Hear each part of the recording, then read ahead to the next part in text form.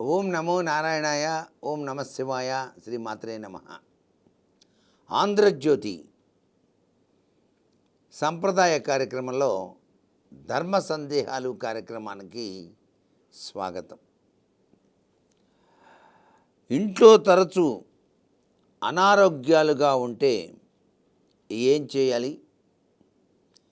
ఏ దేవతను ఆరాధన చేయాలి?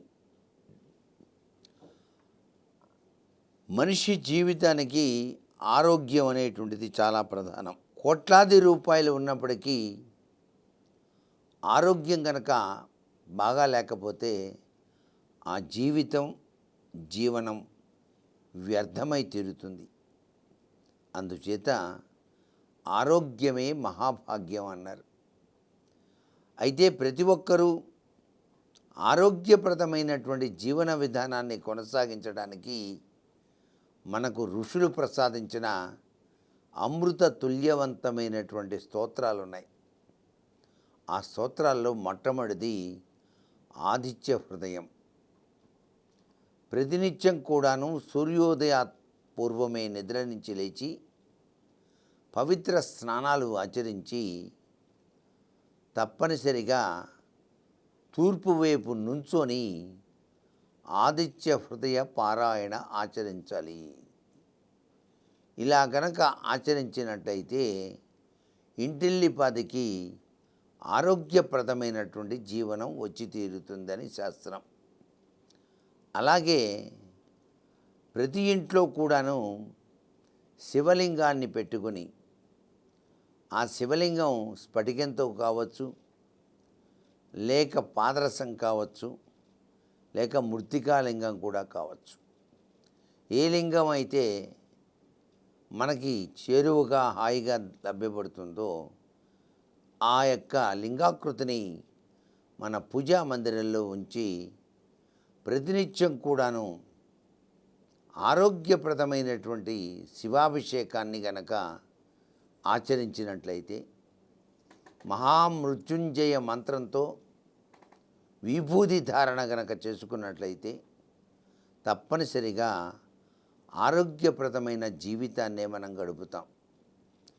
ప్రతి వ్యక్తి కూడాను ఉదయం పూట స్నానానంతరం మారేడు కాయలో ఉన్నటువంటి విభూతిని చేతిలో వేసుకొని దానిలో ఒక 2 నీటి చుక్కలు వేసి అరచేతిని ఇలా ఇలా అనుకుని 3 రేఖలు ఎడమ నుంచి కుడికి చక్కగా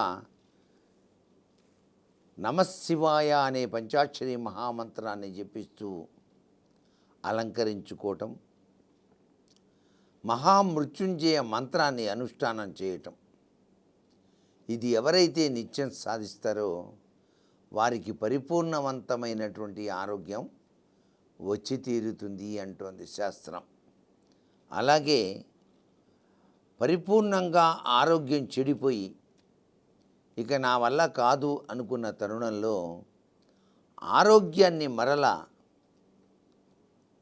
సంపాదించుకోవడానికి మనకు శాస్త్రంలో చెప్పిన అద్వితీయమైనటువంటి విధి విధానంలో మహాపాశుపతం, కాలి బొటన వేలు దగ్గర నుంచి వెంట్రుక చివరి వరకు ఉన్న అనారోగ్య లక్షణాలన్నీ పోగొట్టేటువంటి అఘోర ఆరోగ్య మహాపాశుపతం ఉన్నది. ఆ యొక్క మహాపాశుపత హోమాన్ని గనక